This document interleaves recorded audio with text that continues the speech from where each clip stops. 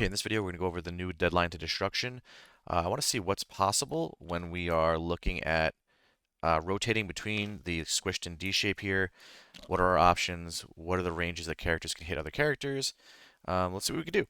So the first thing I wanted to look at was Shuri, because I really like Wakanda and the new crises that have come out. I think Wakanda gets a lot out of these crises. They're very mid-range crisis. Wakanda has great mobility, squishy models, so I never really thought they were great at E shapes, even though people were playing them that way. I think this is the kind of shape they want to play. Leverage King T speed, leverage Killmonger. Baku's better than you think. I think this map lets Shuri shine a little bit. So we got Shuri placed range 1 up on this detonation console here. And if we look, the range 5 covers, this is the detonation console on this side, but it's covered by an inhuman weapon. We can remove that. But I'm just showing this is where somebody might pick up an inhuman weapon. So she covers like a good chunk of that area on both consoles. Now you could just cheat her a little bit to the left or right to maybe maximize that, but just standing the center round 1 gives you coverage and lets things develop. So you can choose, where you want to hit. And then for her Shuri bubble, she's getting most of your guys that, like here, we have Shang-Chi, who's going to be, potentially range 1 back. Maybe he moves up, he charges. Um, I guess he's not really charging round 1, but he moves up. Maybe he attacks and he places range 1 off of Abomination here, and then Shuri can still provide him with resources. So now she can ping for a damage.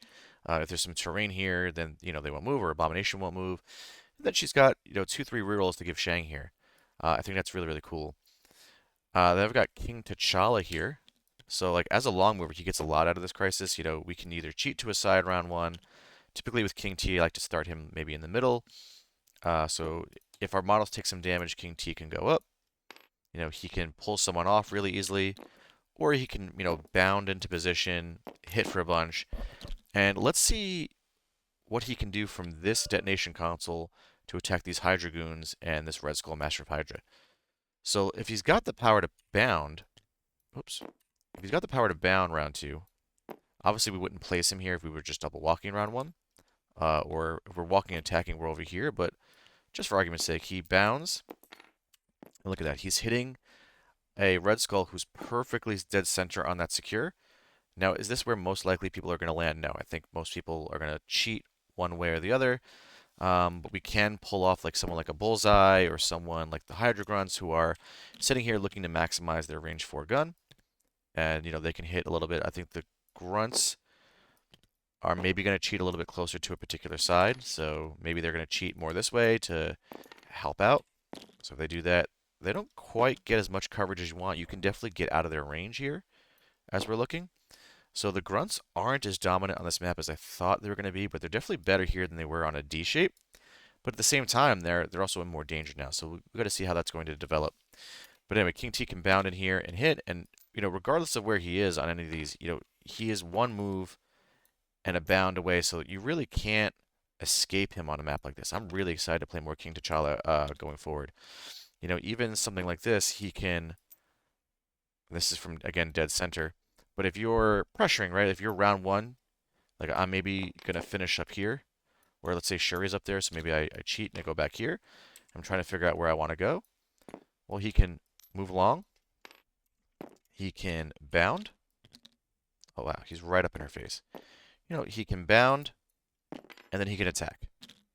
Maybe you bound, and depending on what the target is, you're Wakanda Forevering. If you got more than one target, then the Wakanda Forever gives you the power to spender and move. I mean, there's options there. Some of the other characters I'm looking at here are, like I said, Red Skull. So these guys can provide some cover, but I think they're going to end up cheating to one side or the other. So let's cheat them. Let's cheat them this way. Say they're covering this area. Red Skull, I'll just delete this for the sake of the video. Say we cheat him up a little bit here. We'll move these guys around.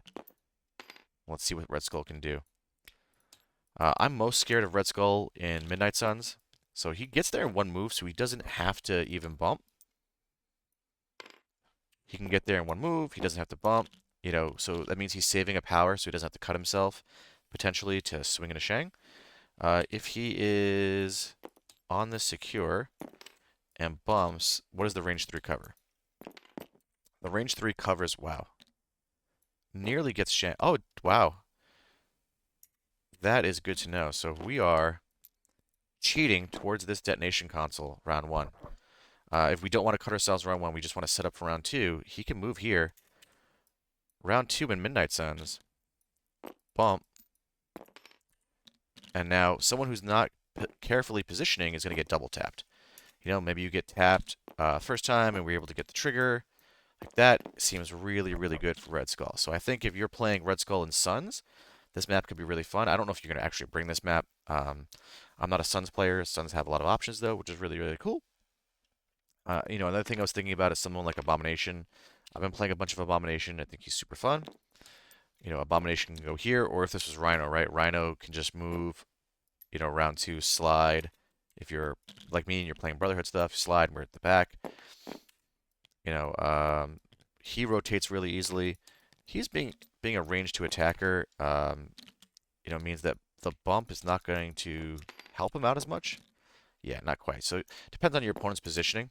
Right, if your opponent has to cheat up like to here, because let's say there's a big truck here, which I actually deleted, there was a truck here. So Wrecking Crew would have been roughly here. Well, now if we move him round 1, we can, you know, easily move him between points.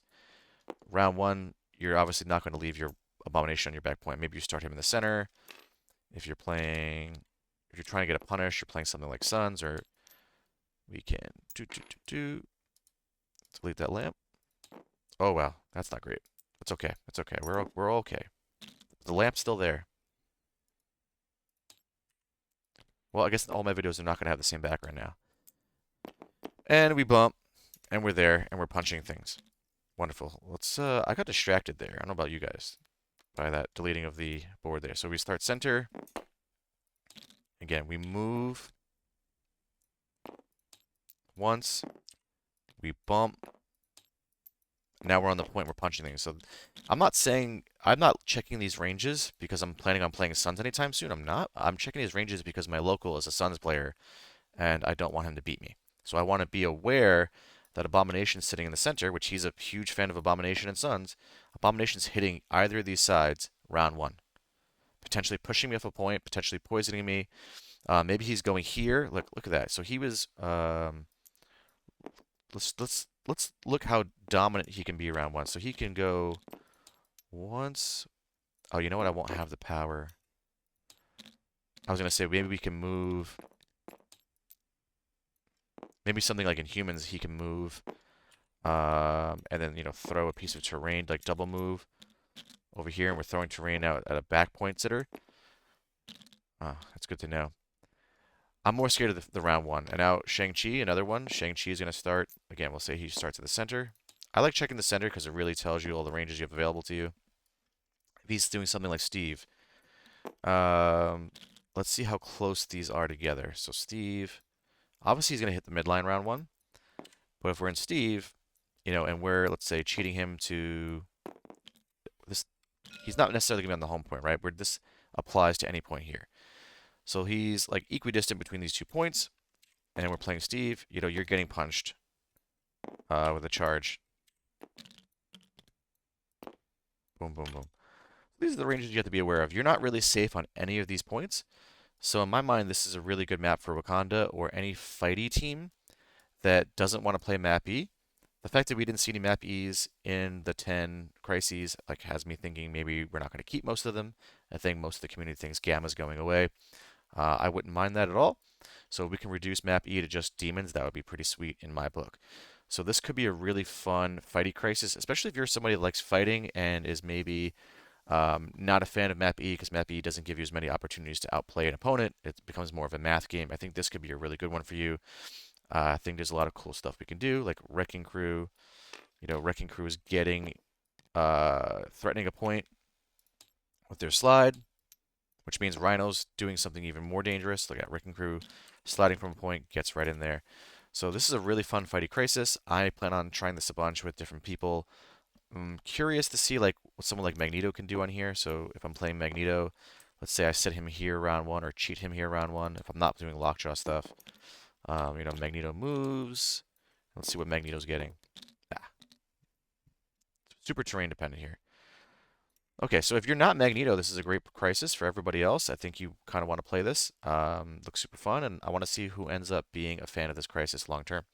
Let me know in the comments down below what are some models or affiliations that I wasn't considering for this video that would be really good in this crisis.